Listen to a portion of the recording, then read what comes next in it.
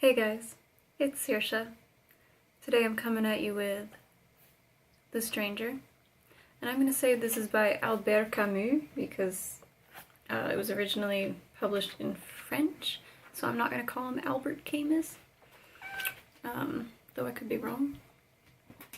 So this one was on the list of books that Charlie reads in The Perks of Being a Wallflower, and you guys know, or you should know, that that is one of my all-time favorite books. So I had to read everything that is mentioned in that book because obviously it influenced the style of it, and it's very apparent. Let me just say. The style of this book, and if I get lipstick on my teeth, too bad. The style of this book's writing is very similar to The Catcher in the Rye and The Perks of Being a Wallflower. It's the like clipped short narration by somebody who's a wallflower, who maybe doesn't really participate that actively in their own life. And therefore kind of everything in life is like a movie to them. It's like they're just kind of studying it as an indifferent observer, even if it's something that's happening to them. And I can relate a ton to that, as you know, if you've read my blog or anything. So I really am drawn to this style of narration. And can I just say, I realized that I really prefer first-person narrative. Have I said that? I probably said that recently. But yes, some of my favorite books are third-person. Lord of the Rings, Harry Potter. But there's something about just being right in the mind of that person who's telling you the story, right there with them. That's what I like. Other people can't stand that. Other people see the word I and they put the book down. I see it and I'm like, whoa, let's do this. Yeah. I really liked, I like the style of this, and it's super short. It's 123 pages, so you guys know I picked this because I needed a classic that was short so I could fit 4 books in this month. Actually, I feel like I read 3 out of the 4 books I've read this month are classics. How'd that happen? But yeah, I had to throw a short one in because I wasn't going to finish 4 books. So this was useful, and I actually really enjoyed it. Here's a short little what it's about. It says, through this story of an ordinary man who unwittingly gets drawn into a senseless murder on a sun-drenched Algerian beach, Camus explored what he termed the nakedness of man faced with the absurd. So it's pretty, like, ambiguous. So I just thought, okay, murder. There's going to be a murder involved in this at some point. And this is like a newer translation. Not new, but like, it's an updated American English translation, because there's an introduction here that talks about the original like British English translation and how it's so different. He gives an example of this sentence. Buddy, come here. Do you think he'll sit with me? How much do you want to bet? He won't. Okay, see how long that lasts. Not very long. There he goes. He's the same color as this book, black and white. He gives an example of this sentence, Il était avec son chien, which means he was with his dog. So he says in the British one, the translator says, as usual, he had his dog with him. But this translator just says exactly what it says, he was with his dog. So it's a lot more straightforward than the first English translation, so it's nice. You know, I'm so interested in translated books and how it can totally change the whole vibe of the story, and that's the thing that frustrates me about not being able to speak every language, that I can't read books in their original language. It's upsetting. Let's read a few things, give you an idea of this writing style. Then the street lamps came on all of a sudden and made the first stars appearing in the night sky grow dim. I felt my eyes getting tired from watching the street filled with so many people and lights. The street lamps were making the pavement glisten, and the light from the streetcars would glint off someone's shiny hair or off a smile or a silver bracelet. Soon afterwards, with the streetcars running less often and the sky already blue above the trees and the lamps, the neighborhood emptied out almost imperceptibly until the first cat slowly made its way across the now deserted street. Then I thought maybe I ought to have some dinner. So he just observes things, like he's just watching the world happen, and it almost is just like, oh, that's interesting. I'm hungry. You know, like it doesn't affect him very much. The book starts off with his mother dying, and you can see how he's just very removed from like the immediacy of that emotion that you would normally be feeling in that situation, which ends up not helping him in the outcome of this book. He says, I probably did love my mom, but that didn't mean anything. At one time or another, all normal people have wished their loved ones were dead. Nice. He does a lot of saying, it didn't mean anything, it doesn't matter. Oh, he includes this little story in here, which I thought was so nuts.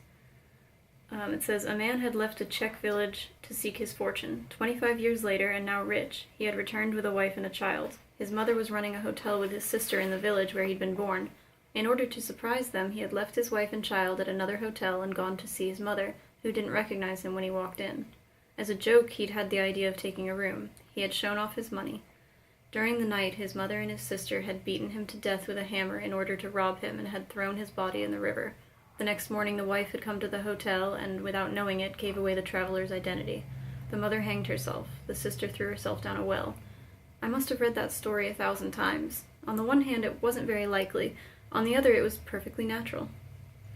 Anyway, I thought the traveler pretty much deserved what he got, and that you should never play games. He has this very straightforward, black and white kind of way of looking at things. It's simplified, and it reminds me so much of Charlie. What was I looking for now? Oh, 100. So after this murder happens that he gets involved with, he's on trial. And he says, I was listening and I could hear that I was being judged intelligent, but I couldn't quite understand how an ordinary man's good qualities could become crushing accusations against a guilty man. I thought that was an interesting observation. Like, if you're really stupid as a criminal, you might get off easier because they didn't think that you could have calculated something devious and that, you know, there's not a chance that you'll do it again.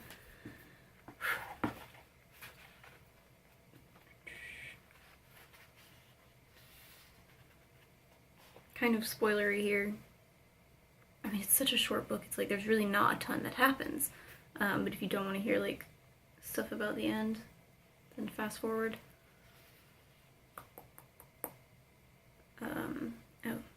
So he's got his sentence from the trial. Despite my willingness to understand, I just couldn't accept such arrogant certainty. Because after all, there really was something ridiculously out of proportion between the verdict such certainty was based on and the imperturbable march of events from the moment the verdict was announced. The fact that the sentence had been read at 8 o'clock at night and not at 5 o'clock, the fact that it could have been an entirely different one, the fact that it had been decided by men who changed their underwear, the fact that it had been handed down in the name of some vague notion called the French, or German, or Chinese people, all of it seemed to detract from the seriousness of the decision. I was forced to admit, however, that from the moment it had been passed, its consequences became as real and as serious as the wall against which I pressed the length of my body. So you can see he's not unable to feel the gravity of the situations that he finds himself in, but the way that he observes them is so strange. I love the way that he talks about those details, like it was passed down by men who changed their underwear. Like, how absurd is this whole thing? Like, I'm being put on trial for something by people who changed their underwear, and I'm being given this verdict at 8 instead of 5, and it could have been a different verdict. It's all just chance, and it's, you know, according to him, just meaningless. Because anything that happens could have been anything else.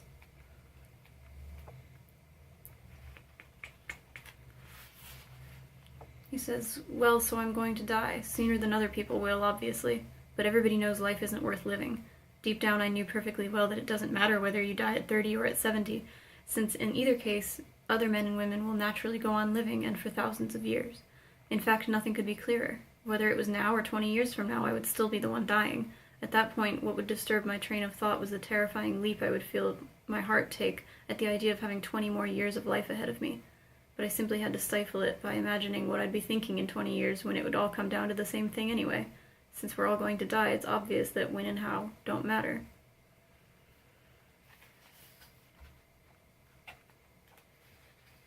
Just interesting way of thinking, and I have definitely had very similar thoughts.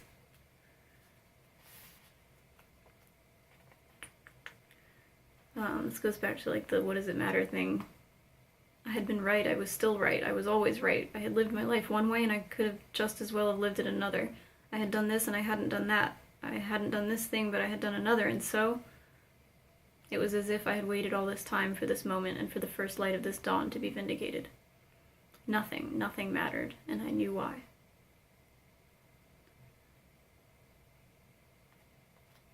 It's okay, so the way I see this book, it is like a study in apathy. And I just find it so fascinating that some of us look at life that way. When you really like strip away all the things that we think about and worry about every day, and you boil it down to what really happens, which is that you're born, you live, and you die. You can look at it as nothing matters. Well, the way that I try to live is that, yes, I'm terrified of the ultimate void, and I don't like unpleasantness in my life, but when unpleasant things happen, I try to remember the bigger picture and how this really doesn't matter in the big scheme of things. No matter what I do this way or that, I will die just like everybody else.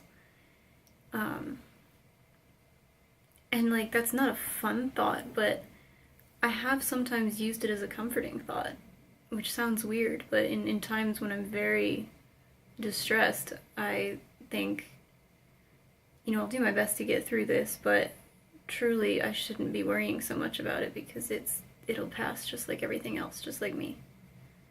So yeah, as much as I would love to get many, many years on this planet, I thought it was interesting what he said about how it doesn't matter when you leave. It all comes down to the same thing, but it's what you do. You know, it's like what they say in elementary school. It's what you do with the dash that matters, the dash in between the 2 years when you lived and died. That's what's important, and it is, because we're all heading toward exactly the same fate. So it just, everything, it's like Gandalf says, right? It's what matters is what we do with the time that is given us. That's all we can do. And so really this is just a very simple idea turned into this short novel, where you're just, for a few hours, you're inside this one man's head, and I really, really liked it. Yeah. It was a pleasant journey, although, I mean, like, not a pleasant thought to be having, it's not a pleasant outcome, but I enjoyed good writing, and it was good writing, and so I don't know what's wrong with my throat. So bravo to the list of books that Charlie reads in Perks of Being a Wallflower. I think I have a list of the whole list here. It's To Kill a Mockingbird, read that. This Side of Paradise, haven't read it. A Separate Peace, don't have it. Peter Pan, I don't think I read that. The Great Gatsby, read it. Catcher in the Rye, read it. On the Road, haven't read it. Naked Lunch, haven't read it. Walden, read it. Hamlet, read it. The Stranger, read it. And The Fountainhead, I have not read, but I have it. So, I'm well on my way with this list, and I'm enjoying it.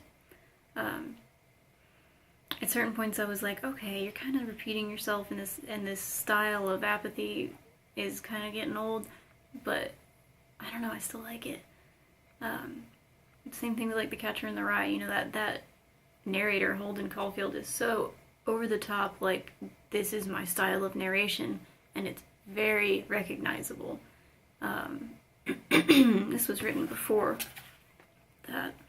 This was 1940, I want to say it was 1946, or did I make that up? No, 1942 in France. So it is really interesting to me to see this apathetic Wallflower style of writing across decades and centuries. But also, you know, like when you read The Perks of Being a Wallflower, you can't say he's not as removed as like this narrator is. You know, Charlie feels things, like the famous thing he says about I'm both happy and sad, and I want to know how I can feel those things at the same time. I don't know, that's more like an adolescent journey. It's a coming of age type thing, which is kind of like The Catcher in the Rye. But I've already compared the two of those. I could just talk about it all day, and I'd probably repeat myself a whole lot. So I'm gonna go ahead and go. Well, actually, I'm gonna say something first. Look, they're so cute together. I'm gonna say, if you don't follow me on Instagram, you might not know, but I got into grad school. So, if everything goes according to plan, and this is what freaks me out, it's like I feel like I'm gonna jinx it. If I get my visa, if I get everything set up with these kitties coming with me, and I can find a place to live and all that, then I am moving to Scotland in a few months. School starts in September, and I'll be going to the University of Edinburgh. I can't believe it. I've been waiting for weeks to hear back about it after I applied, and I'm in disbelief and super overwhelmed. Super. It's like you don't realize how much paperwork and all goes into something this big. But it'll come together, I'm sure. And if it doesn't, it doesn't. But I really hope it works out. Because I can't wait to live there, and I'm going for creative writing. And I'm really excited, you know, because I, in my undergrad, studied literature, and I've always, you see me with all my books, I always neglect my writing in favor of just reading other people's writing. So this will be good for me, to really focus on what I want to do with my life, which is write. And I'm so nervous. I'm super nervous. Because, you know, people are going to be reading my writing, and I really only took one creative writing class in my undergrad, and getting feedback is like always so hard for me. It makes me so nervous. So I'm going to work on that. But yeah, also I'll have a new setup in a few months. Like, I obviously I can't bring all of my books. There's so many books. And I'm gonna try to just bring like the ones that I haven't read yet, and like get a little bookshelf when I get there. But it's not gonna be the same. I'm gonna miss my backdrop of my library. But I'm so excited to see this city that is it's the city of literature. Like, there's, oh my gosh. This university was established in 1583. I think I got that right. Yeah, it's super old, and there's just so much literary history within this city. I'm so excited, and not just that, but like to be close to the mountains and the water, and you know, a few hours away from my family in England. I really hope that everything goes well. Wish me luck. So next time I'll be talking about 100 Years of Solitude, which I'm more than halfway through, and I've got like a couple days to finish before I leave for Vermont, so I need to get on that. So with that in mind, I'll see you later. Thanks for watching. Bye.